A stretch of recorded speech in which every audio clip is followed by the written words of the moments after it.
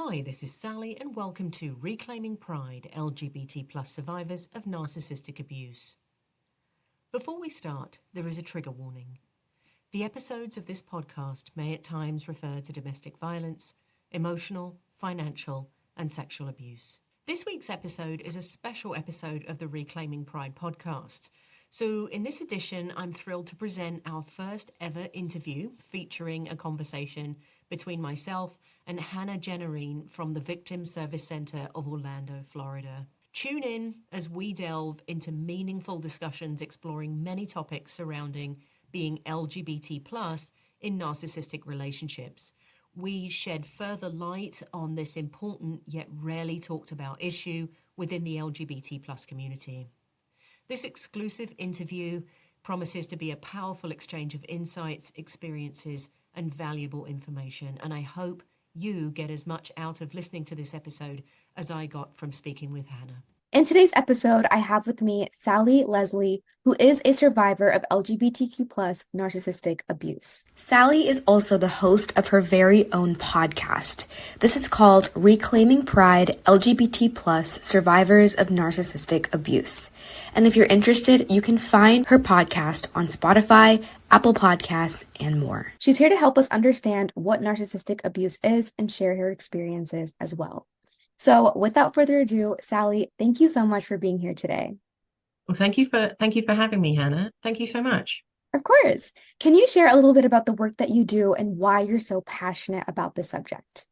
Sure. So by trade, I'm actually an English and drama teacher, and I've been teaching since 1997. I taught in London, then I taught in New York City for 16 years, and now in Orlando. So I've always been a very passionate educator, and I've always found my retreat and my home in education. So I came from a very hard place in childhood. And when I got out, as I like to call it, I was the first in my family to go to university. And education, right? Education is, thank you. Education's always been my retreat. And so I taught all the way through that 13-year abusive relationship. And I think a part of me always knew that if I would ever get out alive, then I would want to teach about this. I would want the world to know, how they can avoid it. And so educating again, that's really how I came to it. That's amazing. Thank you so much for sharing. So to start, could you please, if you're comfortable, share with us your personal journey as an LGBTQ+ survivor of narcissistic abuse and what led you to the path of healing and self-discovery? This is a loaded question, so please take your time. So yeah, it is. And I'll let everybody know, I wrote some notes before we started here. And really what I've done is I chose to kind of start from the beginning, if that makes sense, because it's kind of like my life journey to this point, because everything feeds off everything else. So I knew I was gay from about the age of 14. I had a crush on my music teacher. It's very KD Lang of me. I was never really in a place to come out to either of my parents because they were really kind of dealing with their own horrors and their own demons and each other. And I always was putting myself last in order to support my mum, who was a chronic alcoholic all the way through my childhood and up until my early 30s, actually. There was a lot of violence in the home, self-harm, suicide attempts from my mom. I would come home and I'd have to call ambulances, call police. I frequently got in the middle of physical fights with my parents. I'd go to school with bruises and teachers would question it, but never really did anything about it. And I think this was, we're talking about South London in the late 1970s, early 1980s. So I'm not really sure what all the precepts around that were at that time. But I remember my mum coming to pick me up from school when I'd not been well once, and she had a black eye. And I remember the principal saying to her, oh, you poor woman, who did this? And she said, my husband. And nothing happened. Nothing was done. I had a low self-esteem. I had low self-worth. Eventually, like I say, I knew I was gay from about the age of 14, but I actually married a man and I tried to live the straight life because I thought, I had no esteem. I had no sense of identity around being LGBT at that time and no support. Incidentally, though, that he's a really good guy. We're still good friends today. But in 2001, I met a woman online before it was fashionable to meet people online, actually. And that was my escape. I moved to New York City in 2001. And, as we all know, your past follows you. You can't just run away from it. So that lady, she was in the army and she was deployed to Iraq. She came back with PTSD. There were a few affairs that happened and things like that. And we split up, and that eventually led me to the LGBT plus center on West 13th Street in New York City. And a friend of mine had said, hey, you know, I think maybe you need to just talk to some like-minded people and you need healing. So there's this meeting I know about, and it's ACOA. Mm-hmm. So if folks don't know what that is, that's Adult Children of Alcoholics.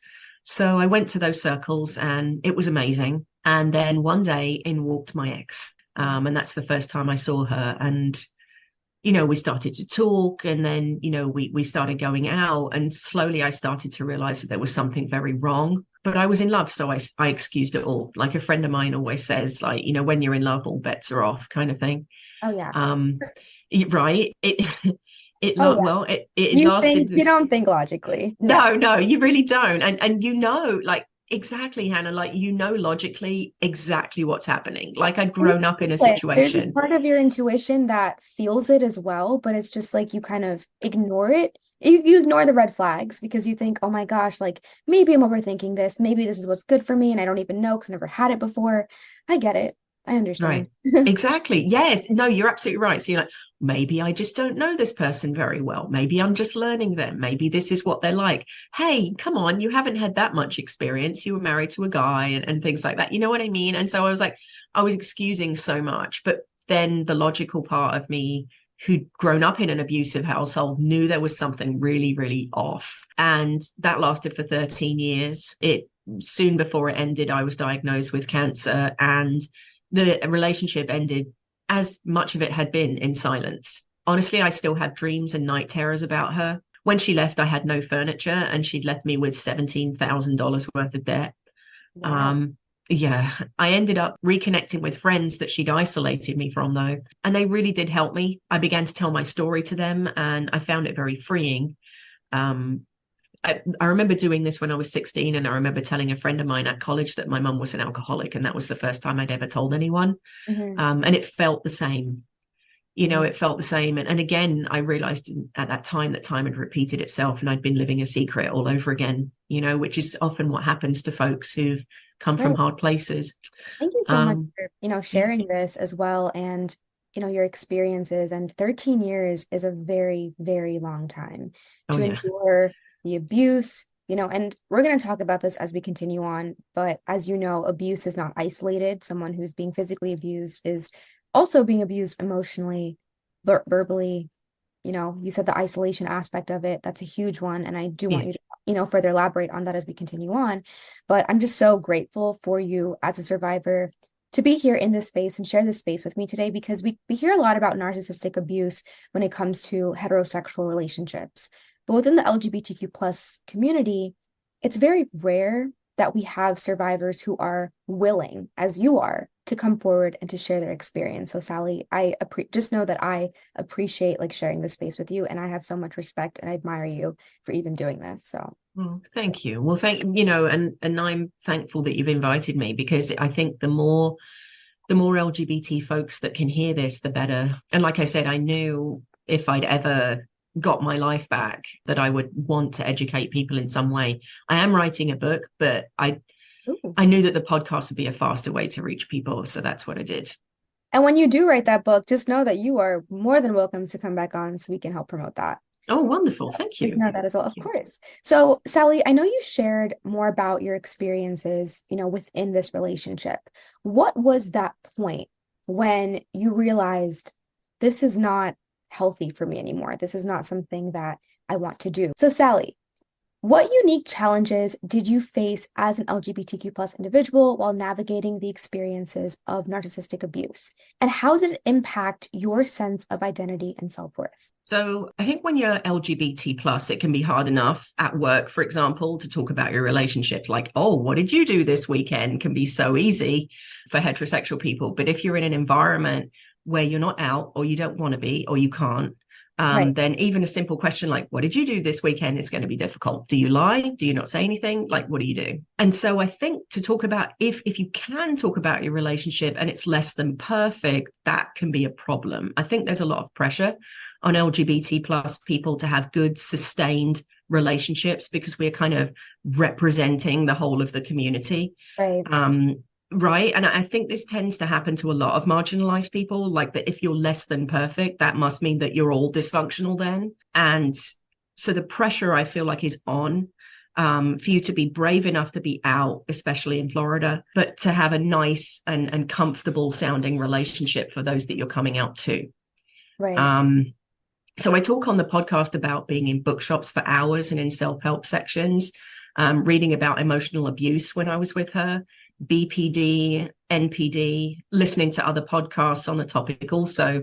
But while this was all extremely helpful to me to identify what was happening and the pathologies that were happening, which, cut across any kind of identity, the pathology is what it is, none of it mirrored my situation. None of it mirrored my relationship. And there are thousands of LGBT plus folks who are in toxic relationships who I'm sure, and actually the ones I've spoken to have told me they've been in the same situation. So when you listen to stuff, it's all, ladies, this is what your man does, the way he talks to you, or, oh, look at the straight couple at the gender reveal with the narcissistic mother-in-law who ruins it, what male narcissists do to their wives and XYZ, those kinds of things. So you're constantly like having a code switch and just cut through to the pathology, but you're never represented. Honestly, it was literally like being invalidated all over again, to be honest. So first you're invalidated at home with your abusive partner or family member, and then you're invalidated when you seek help. It's like you're invisible, but you just have to keep taking it because you need the help. For me, as you know, so this went on for 13 years for me. And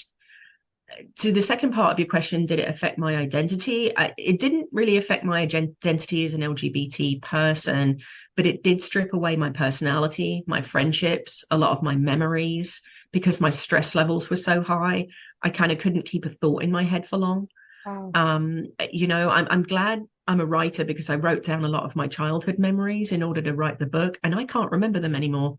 Wow. Because it literally damaged my hippocampus, like it's literally damaged my brain. A lot of my memories have disappeared. She literally stole my life from me. I really, and some people might identify with this, I hated who I was when I was in her company.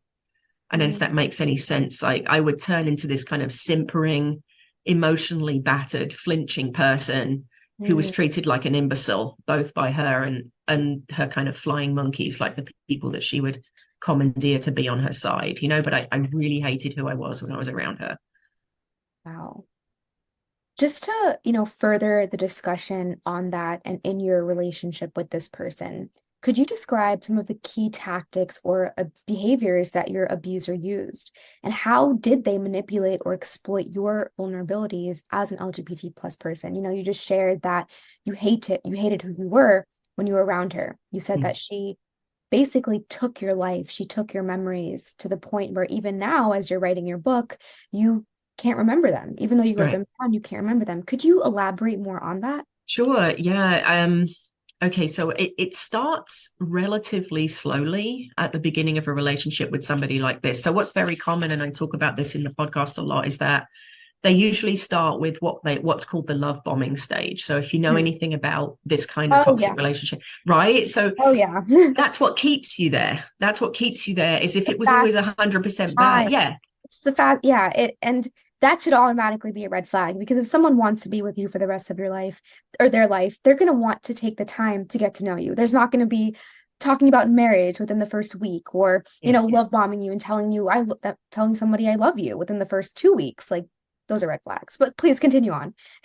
Oh, no, absolutely. And you're absolutely right. It was slightly different for me, though, because actually, and people are going to be like, I was actually the pursuer. I was the one that was attracted to her. So it took her a little while before that began. But once it did, I think if we were going to go chronologically, like I said, I think the first tactics that she employed were the silent treatment and also being very judgy. So I remember one of the first times I actually had a conversation with her, she'd been coming to these ACOA meetings and sitting in the circle and just silent. She wouldn't share. You have the option in those situations to share or not. She would sit there silently, and she did this for weeks. And of course, she was completely inaccessible, and being a traumatized person, I was attracted to that immediately. I realized I was now, and, it didn't help that she was also physically attracted, all the things, like, you know what I mean? And I thought, oh, wow, that's really nice. She must be just listening to people, hearing them, She wasn't, because one of the first times we spoke on the phone, she told me that in her mind, she had given everybody a nickname in the circle, and mine was Guilt Girl. Yeah. So she was basically going there to, like, I guess in a sense, judge people and prey upon their weaknesses and their Yes. vulnerabilities. So her Yes. calling you guilt girl was her basically saying that, okay, Sally is someone who feels extreme guilt. This is my way in to prey upon that. I'm Yes. mind blown right now. Oh my gosh. Yes. I Continue didn't on. know any of that at the time, Yeah. any of that. Now it's like I don't know if you've ever seen the movie Shutter Island or any movies like that, where at the end you look at it and you're like, oh, that's what Okay, yeah. happened. I mean, yeah, it's like that, or like Sixth Yeah. Sense or something. Oh, he's dead the whole time. Oh, sorry to everyone who hasn't seen that movie already. Spoiler alert. Yeah, exactly. Mhm. For the 25-year-old movie. So I think, yeah, so the first one was silence and judgment. And then so she would go silent on me for days, sometimes weeks. So Dang. this was, this was heartbreaking, and it was re-traumatizing because I'd been emotionally abandoned time and time again as a child and had never really been there for myself. And now there's someone who I'm actually finally very attracted to, and this is what starts to happen. Did you know that you were abandoned from a very young age? Yes. Oh, because you Yes. okay. Okay. Yeah, she knew that. And her father was an alcoholic as well. Okay. And there was a lot of violence at home when she was growing up too. Okay. And she had stuff happen to her as well in her childhood. She did not have a great childhood either. She, not that this makes any difference necessarily, but she grew up in the Bronx. She grew up in a really hard place. So we kind of had that in common in a way, and we're Right. both teachers. Like, we had a lot in Bonded common. over the Like, shared similarities, right? Okay. oh yeah, we certainly did. But then I guess after the silence, she started to move into fear. So I remember the first violent episode like it was yesterday, and I write about it right at the beginning of my book. We were in her car, and it was kind of a bright, crisp New York fall day. And she'd asked what I wanted to do that day, and all I said was, "I'm not sure." She went nuts. It was an SUV, and it was literally rocking about. She was grabbing me by the hair, slamming my face into the flip down mirror, saying, "Look at yourself, you're miserable," and I won't curse, those kinds of things.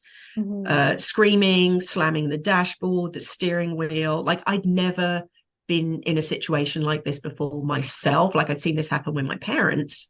Right. But I'd never been trapped in a violent situation like this with someone. And I was literally scared stiff, as they say. I couldn't move. I was Yeah. in shock. Like, I was Gross. Yeah. hyperventilating. My heart was like, it was that I remember that. And that was the start of it. So I remember the thing with her, and this is often a trait with people with these kinds of personality disorders that are based on abuse, is that once they've opened a door and crossed that boundary, they'll step it up until they can, and they'll just keep going as far as they can. They'll keep pushing. So that was the first time, and it just got worse every time after that. She cut me off from my friends, who I eventually lost touch with. She tried to cut me off from my mum, but that never really worked. But it did affect our relationship, though. She abused me financially. So she made me write down everything that I would spend, even if it was on a bag of chips. And I still have that book. I have it in my garage. She made me leave my own debit card on the table by the door, and I had to ask permission to use it. Meanwhile, she couldn't hold down a job, which is also pretty common with these folks. And I was supporting her. I am in such shock right now. Like, I know this Yeah. is audio for those of you listening, but my mouth is literally wide open right now. Yeah, and you don't, I mean, My and by God. this point, I'm a few years in at this point. I'm like a couple of years in, and it's already, too late. We're living together, all of those kinds of things. I literally was taking cans of beans to work. And meanwhile, I was on an executive leadership team at a college. So I had an office overlooking Madison Avenue. I was on Madison and 34th Street, a block away from the Empire State Building, and I was eating out of a can of beans, just to give you kind of perspective. So what I'm saying is, there are people out there who have, no matter what, there are people of all walks of life who have this happen. You're in offices with people from New York State Education Department, and I've been dragged around a hallway that morning. You know what I mean? It's not, you can never know. You never know what someone's living with until you get to know them. She'd love to upset me so that she could feed off my reaction, which is something that you'd mentioned earlier on, about the circle. Oh, she was literally feeding off people. Yes, she was. You're absolutely right. You could literally see her doing it. It was obvious. She was also a huge projector. That's another tactic that she used. So she would project a lot of what was going on with her. So if she was doing or thinking something, it would be me that she would accuse of doing or thinking that thing, whatever it was. And it's super obvious that she was doing that. And what used to really just, I didn't even know the word for it, but she was a highly intelligent person. And yet she And would that's do how a this. lot of these perpetrators are. They're very Yeah. intelligent. They have the ability. It's they understand human psychology. Yes. I think that's what it is. And I don't know if like they study this or if it's already like within them that they like can perceive it. I don't know. But it's very interesting that you say that because in a lot of abusive relationships, perpetrators, these abusers, they're very intelligent. Yes. They're very, very smart, yet they can't keep a job. Nope. Yet they can't maintain healthy relationships. Yet they need one person because, in actuality, the survivor of this relationship, they feel like they depend on the abuser, right? They feel like, oh my gosh, I'm sure during this relationship, you felt like, okay, I derive my self-worth from this woman. When she would tell me something nice or sweet, I felt Yes. good about it. When she questioned me, made me question my sanity or made me question my opinions or my likes and dislikes, that's when I started questioning myself. It gets to the point where you idolized her, right? Yes. I think a Yes. lot of these relationships, all of them maybe, when it comes to abusers, that's what they do. They feed off of that. And yes, they're very intelligent. Oh yeah, for sure. No, absolutely. You're absolutely right. You're really spot on with she would tell me something was good, then it was good. If she would tell me something was bad, it was bad. If she would tell me I was ugly, I was ugly. If she would Yeah. tell me I look great, I look great. Nothing was Immediate. questioned. Yes, that was Yeah. just what it was. Yeah.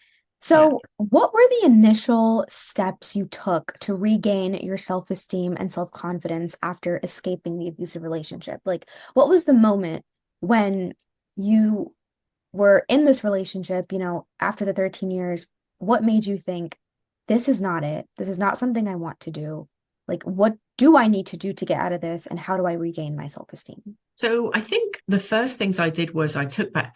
So it's always been really important to me, probably ever since childhood, when my space was invaded constantly, Mm. to take back my space. That's always been very important to me. I don't know if it's so important to everyone, but I think it's a good place to start. If it's a room that you live in, if it's an apartment you live in, even if it's a house you live in, try and reclaim that space somehow, little by little, like curate your own world.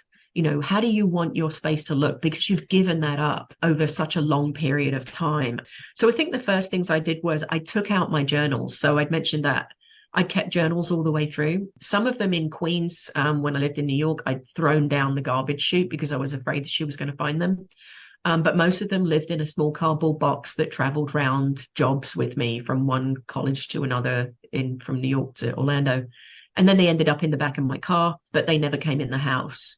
I think the one time I did bring a journal in the house, it was after we'd had a massive fight, and I'd written my way out of it in the journal because I had no one to talk to. Mhm. And she found it, and of course she read it. So that was the one time I brought a journal in the house, and that was awful. Wow. So yeah, bringing the journals in and making a shelf for them and putting them right there, and I stand there right there and I look at them every day, and Okay. every time, yeah, it's really helpful too, because every time you might feel like you miss the person, I look at them. Because Yeah. that helps you remember the experience and what they did. Yes. Yes, I look at that and I'm like, that's where you were, look at where you are now. And You they're want to very go back to helpful. that. Right. Yes. And I think that's such a key point right there. The journals, like that's helped you. I'm also a journal person as well. Cool. So I like to write down, where I was during this period of time with this person. What was my headspace like? Because the truth is, when you're leaving this abusive relationship, remember, you were going through these highs and these lows, a sense of dopamine. That's what Yes. you were feeling when you were with them. So now when you've, completely separated yourself from that source that was giving you that dopamine, it's kind of like you want to relapse because in a sense they were a drug to you. Yes. So you have to, without, those journals in this case, you probably would have gone back because you would have thought, well, you know, what really happened? Like, was it really that bad? You would have started questioning yourself and then going back to them and then entering this like trauma bonded cycle where you get the highs and the lows, you leave, but then they draw you back in. But I love how your journals was your sense of power and is your sense of power in this case. So thank you for sharing that. Of course, yeah. Thank you too, and I'm glad you're a journaler. It's a great thing. It's so helpful. It It's so really helpful. is. It really is. And I do at the end of each podcast, I do a journal entry prompt as well. So if someone wants to kind of stay on after the break, there's a journal entry prompt. I'd all kinds of, I've taught courses on journaling and things like that. So some of them I do something called non-dominant hand journaling, which can kind of slow down your thought process because you're writing with your non-dominant hand. But also it takes you back to a childlike place of how it felt as you were learning how to write. So coming out of a toxic situation or any kind of situation that you want to move on from, non-dominant hand journaling can be at first quite frustrating because it won't go as fast as you want it Right, to. right. But what happens is though that in that space you're allowing thoughts to come which probably wouldn't have because you would have rushed past them. So I do some non-dominant hand journaling in there as well. So that's also in there too because it's something that helped me. So I just wanted to share it I with love that. people. I'm gonna have to look into this non-dominant hand journaling. Yeah, oh yeah. Like, even if you just Google it, they have great articles on all the things that it can do. Besides make you better writer with your non-dominant hand, but Right. it really helps you psychologically as well. It taps into something I that's find very that so fundamental. fascinating. Thank you for sharing that. That's so Of cool. course, of course. So I think another thing that I did was I put pictures up on the walls, my own pictures. I started to take pictures of where I travel, put pictures up with my friends, all of that kind of stuff that just take back your space. It was all part of that. I got back in touch with my friends and I told them everything. They didn't know. So I I'm told them gonna like give everything. you a round of applause for that one because that's a big one. It really Sharing was. what actually is happening. Yeah, and I remember one particular friend of mine, and when she listens to this, she's gonna know who she is. She just sat there with her hand over her mouth, like, Like, like what? This has what? been happening this entire time, and you just didn't Yes, tell us? yes, yeah. I mean, she knew it was. She knew that my ex was bad, but she never knew that It was a lot of the stuff yeah, that was happening. Yeah, yeah. yeah. And I guess after about a year after the relationship ended, I decided I'd go back to London, where I'm from, for the first time since my mum had passed away in 2020, and for the first time as a single person in 13 years. So my ex and I had been to London a number of times, and she'd always found a way to just make it very tense and kind of ruin it and yelling at me in the street and stuff like that.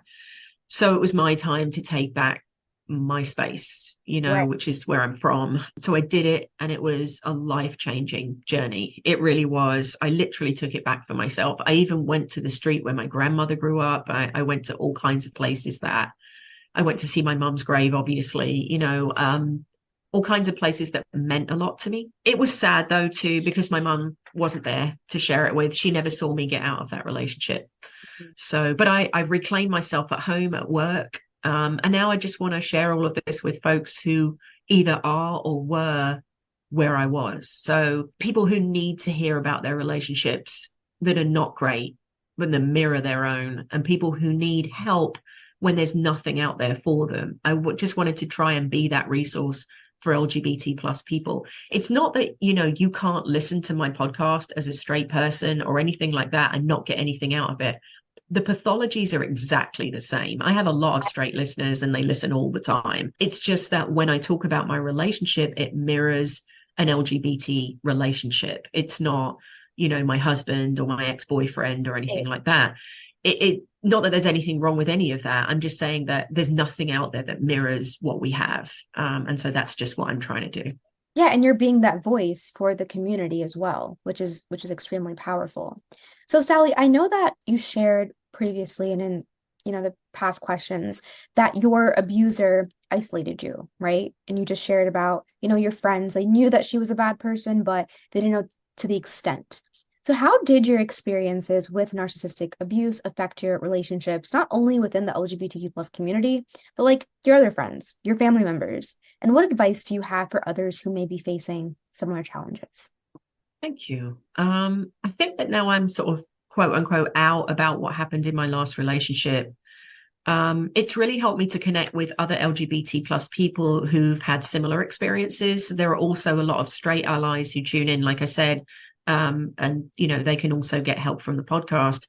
But I've had LGBT people reach out to me and say that they've been lucky in their relationships, but have had narcissistic and or toxic parents or guardians or vice versa, that sort of thing. So I did some episodes recently on narcissistic parents as well, if you are LGBT plus. So I think my advice for anyone facing similar challenges would be first to stay safe as much as you can. It's not always safe to outright confront the narcissist. Believe me, I did it on a number of occasions and it did not end well. They can be dangerous people quite often. And I feel like the longer you're with them, the more dangerous they get because the more boundaries they have climbed over. And they recognize, okay, well, when I do that, they're not going to say anything. So let me see where I can, inch up and highlight more of their boundaries. Yes, yeah, absolutely. And it works on a physical level too. So when she would be physically violent, I would have bruises in places that people would not see. I think there was one time I had one on my face and that was it. The rest of the time, they were in places that people wouldn't see. It's very calculated. They know exactly what they're doing. Oh, yeah. All of that. So like I said, they can be dangerous. So if you're going to confront them in any way or kind of call them on anything, then please just make sure you're not alone with them if you're going to do something like that. And I think have safe people that you can turn to at any time. Friends, could be family members. They need to be somewhat aware of your situation, though. Like I said, my friends didn't know the full extent of it, but they knew it was a problem, a huge problem, but they were safe people. I know I could have called my friend and said, hey, I need to get out of here. Can I come to your house or whatever have you? And I would have been able to. So that's always a good thing. So have a plan in a way, if you can. Like I said, I kept journals all the way through and I hid them, but this really helped me when I had no one else to talk to. It was a way of validation to write it all down. I'd say seek therapy. I used to have to go and sit in a park in my car and talk to my therapist on Zoom because I couldn't do it at home because she would literally stand at the door and listen while I was in a therapy session. So I couldn't. So I'd have to drive to the park, which is like 10 minutes away, and sit and Zoom there with my therapist. I still see that same therapist today. So they've seen your growth. Oh yeah. And every time I talk to her about, this is happening to me, that's happening to me, and I feel this and I feel that, or I miss the person, or I had a dream, or whatever have you, she always pulls me back to, and look at where you are today, and let's talk about the differences between then and now. Do you remember? She does that for me constantly, and it's very helpful. I'd say if you're going to seek a therapist, they'd need to be LGBT plus friendly. They'd need to be trauma informed. A lot of people might not have heard that phrase, but this person does need to be trauma informed. So somebody who knows how to help you if you've been through some kind of trauma, and they're informed in ways in which to do that. You could also find out how much they know about narcissistic abuse trauma or B cluster personality disorders or anything like that. That would also be helpful, but just make sure that they're LGBT friendly and they're also trauma informed. I think they're the basics for you. I talk about this a lot on the podcast. So, the different ways in which you can kind of move on and all of that as well. Another important thing to remember is that nobody can tell you how long it's going to take you to heal. I have really good friends. They're the safe people I talk to you about, and they're like, but you were so great. Why don't you go on an online dating app? You just swipe right and all of that. And I'm like, okay, if you knew how long it took me, I mean, they kind of do, but they kind of don't because they're not in my body. But if you knew how long it had taken me to find this peace, you'd be really careful about the new people you invite into your life. Oh, yeah. Particularly in an intimate relationship. And so just be careful with that. You've been invalidated enough, gaslit enough. So just try and be patient and kind with yourself through the healing process. Don't rush through the healing process, and don't feel the need to rush into the next relationship. I'm sure that at the end of your 13-year relationship, yes, it took you a long time to heal, to make peace with what happened. But when that day finally came, when you woke up one morning, you felt that peace, I'm sure that was a feeling you didn't feel in such a long time. But now that you felt it, was like, oh my gosh, I want to preserve this. And the next person that comes that I may meet, they need to like enhance this feeling. I need to feel at peace, not only like when I'm by myself, but with them. And if I don't feel that peace, then that's not it. I don't want that anymore. Yes, that's exactly it. That's exactly it. You're very spot on. That's exactly it. That you're just going to know that unless they enhance your life and you enhance theirs, and there's this lack of fear. Like, that's the bottom line. There's no fear in there shouldn't be any fear in that relationship at all. Having said all that, though, I think if it had been 100% awful, then we wouldn't stay. you know and I think that they do, so they show you this nice side of them intermittently, so that you do stay, and they're the things that keep you off balance later on. Even when you do have that peace, and even when you do have that tranquility and you respect it, every so often your subconscious will pop up, because these things don't just disappear and the trauma's still there. You're working through it, but it's still there, and they do that. And so you remember those times at points of if you're feeling depressed, or if you're having, you've had some bad dreams about the person, you'll start to remember those good times. And what they used to do to you was called intermittent reinforcement. Yes. And I actually, oh my gosh. yes, That's yes, exactly what a trauma bond is. Yes. yes. Yeah, Oh. I have actually a whole episode that I've already recorded on operant conditioning and intermittent reinforcement. And also I talk in there about the brain chemistry of somebody who has a gambling addiction and the brain chemistry of somebody who's in a toxic relationship, and they are the same. Because it's intermittent reinforcement. You don't know when the win is going to come. You don't know how much it's going to be. I was just going to tell you, Sally. Yeah. I wonder if we watched the same video, because I literally saw the same video like that as well. It's a very common thing that they do, and so that's how they keep you coming back, and so that's that intermittent reinforcement, and that's what makes it hard. And you're okay. It's not an odd thing. It's actually a natural response, because you're going to remember the good times, because as memories fade, that's what we tend to do as a form of kind of self-preservation. But once you start to heal, you can experience some of the most exhilarating times of your life, and it's never too late to do that.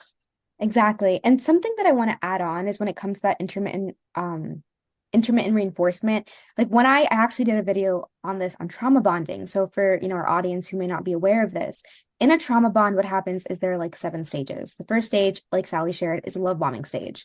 This is when they treat you so well. It's kind of like they study you in a sense, so they know what you want in a partner, and they replicate this. They behave the same exact way that they know that's what you want. And over a period of time, what happens is stage 2 is they gain your trust, and you start getting hooked, because you're like, this is something I've never experienced before. This person is amazing. It's like they know me. It's like they understand me. What happens in stage 3 is after that period of time, that's when they start to shift. They start criticizing you, and they start devaluing you. And this starts very small. So it can be like what you shared in your story, asking, hey, what do you want to do? Them saying, and then your abuser saying, how do you not know what you want to do? And then they start physically using that violence. But that's like a shock to your system. And because they built that trust, and because you're already hooked, what you start doing is you start giving them excuses like, oh, maybe they just had a bad day. Oh, they didn't really mean it like that. Maybe, this happened, but I know they love me. That's right. After they start devaluing you, what happens is they start gaslighting you. So now they, start making you question your reality, your experiences when it came to your, story with the journaling, making you feel small, where you took your identity, your life experiences from your own home. You had to literally hide or throw away your journals. Do you know what I'm saying? Like you couldn't put pictures in the house. You had to make yourself so small. What happens then is, because you idolize them and you put them on this pedestal, you're in this place now where you've resigned and you've submitted to them. Whatever they say now is what becomes your reality. When you're ugly, when they say you're ugly, you're ugly. When they say you're pretty, you're pretty. Now, over this period of time, and I'm sure like in this 13-year relationship, this is when you have a loss of sense of self. So now you feel like you're not okay on your own. You need them to feel good. You need what they say. Then this is when the emotional addiction starts, because now when you start withdrawing, and now when your self-esteem and self-worth has deteriorated, they notice that, but they know, well, if I keep treating them like this or treating her like this, she's going to leave. So what I'm going to do, I'm going to be nice to her again. I'm going to love bomb her again. And then the cycle gets started, and you become emotionally addicted. So That's right. that's what a trauma bond is for those of us who are listening. Whether you are heterosexual, whether you're part of the LGBTQ plus community, it's the same. Sally Yes. is a voice for the LGBTQ plus community. And, the story that you're sharing, it's very similar to heterosexual relationships. Oh yeah. People Yeah. tend to like minimize or, say, oh, it's very different. But no, the No, tactics no. that you're sharing with me are The very, pathology is the same. Yes, yes. yes. Exactly. It's all the same. The disorder doesn't change depending on your gender or your sexual orientation or your identity in any way. The pathologies are the same. The brain is the same, has the same stuff going on. Absolutely, yes. Yeah. And Sally, you did actually answer a lot of the questions that I had regarding like the importance of your friends and family in playing in your healing journey. You talked a lot about embracing your authentic self, taking your space back, taking your power back, even by starting very small, putting those pictures up, putting your journals on that bookshelf. And you did share with us how you faced a complex blend of self-doubt and shame and how you were able to combat those feelings. You sought therapy, you reconnected with your friends that you were isolated from, and that's a very huge step. So, my last question for you today is for other survivors who may be listening, and these are like all survivors, what resources, organizations, or strategies would you recommend to aid them in their own process of reclaiming pride and moving forward from narcissistic abuse? All right. Well, I think the first thing I start off with, the end we start from, to Mhm. quote T.S. Eliot, is another quote from one of my heroes. That's Oscar Wilde. And he said, "Be yourself, everyone else is taken." So I think that's the first thing that you have to Love that. reclaim is yourself. I love that. That self has been eroded, it's been tortured, squeezed, all the things that you were talking about earlier, Hannah, where you're literally made so small, but you're not small. You're a star. Like, you're made of carbon and you're amazing. So I'd recommend, so something that I used to teach sessions on this, but breathing meditation. So if you've never tried it before, just focusing on, you can do it walking along, you can do it sitting in a chair, you can do it at work, but focusing on the breath and any thoughts that come to you, you label them thinking that's a thought and it's thinking, and you come back to concentrating on the breath coming in and out of your nose, mouth, however you're breathing. So breathing meditation is really helpful. Those thoughts and worries and whatever you got are going to be there right afterwards. Don't worry, they're not going anywhere. But to take that time for yourself is very calming, and it can help you sort through thoughts, memories, trauma, and things like that. Journaling, of course, we've talked about. I would definitely recommend being in nature. It's free. And It is it very can much for be me. it's free. And someone said to me years ago once, if you're under a lot of stress, go and look at something huge. So sometimes I go look at a field, or I'll go look at the ocean, or go out and look at the night sky. I was just gonna say that. Look at the stars in the sky. Yeah, And it's yeah, like, oh my gosh. yeah, Yeah. exactly. It really does help. Just to It sounds like it wouldn't, but it actually does. It Just to puts go things and look into at something perspective. huge. Yes, it does. Yes, it Yes. does. And it also helps you be calmer about what's coming next. What you might perceive is coming next. Rebuild your own space, reflect on how you want it. Like I said, whether you live in a room, a house, an apartment, Mhm. curate your own space. How do you want that space to look? What makes you feel comfortable? You Mhm. might hear the tapes of the person in the back of your mind going, "Oh, that looks stupid. Why are you doing that?" Don't worry about that. That's how they feel about themselves. What do you want your space to look like? And it's absolutely fine. There's also my podcast, which, of Yes, course, shameless there is. plug, I would recommend. Yes. And also have a look at, I think, the website Psychology Today. I think that's where I found That's my therapist. oh wow. Yeah, it's a good one because what you can do is you can put in search parameters like LGBT, trauma informed, like you put those search parameters in there, and it will kind of show up with therapists who have all of those different specialties. So that might help you a little bit if you were going to seek out a therapist. I definitely recommend the Victim Service Center of Orlando, where Hannah is and who I'm speaking to right now is a fantastic resource. And ironically, I'd actually worked with a lady from the Victim Service Center at Valencia while I was in that relationship. And I Oh, that's didn't, amazing. Wow. yeah, That's like yeah, at circle in a sense. Valencia. Yeah. Yeah. Yeah, we were doing a safe employee training. Mm. And it was so ironic because I was going through all that at home, but I was working with her and she's amazing. So there is the LGBT plus center in downtown Orlando. I would highly recommend that. Find your people, find your community. Also, a group that I work for, CFC Arts, so Central Florida Community Arts. They do a lot Yes. of, yes, they're amazing. They have a choir, they put on shows. I used to teach a class on storytelling to people 60 and over. There's so many things that they do. You could get involved with them and work with them. You could go to one of their classes. They're awesome. Reclaim your own look, reclaim your sense of humor, reclaim your passion for what you do, reclaim your friends, Yes. reclaim your life, and reclaim the pride in who you are. And that would be my final piece of advice. That deserves a round of applause. I wish I had an audience behind me. That is absolutely amazing. I mean, and those are all practical tips, practical strategies that anyone who is a survivor and anyone who is, leaving this relationship can find super helpful. Yes. Sally, thank you so much for sharing. There's one thing that I want to share with you. I don't know Okay. if this is like a part of your practice, but you kind of inspired me. But recently, I want to say like 2 weeks ago, something that's helped me in my I guess my journey to self-discovery and finding my passion and reclaiming my peace of mind is journaling about like gratitude. So I Mm. actually the people who are listening can't see this, but I literally have like this notebook where I will write down every morning like Oh, that's 3 things. awesome. Like I Yeah. literally have like Oh, that's I'm grateful, awesome. like, Look and at I that. talk about everything that I'm grateful for.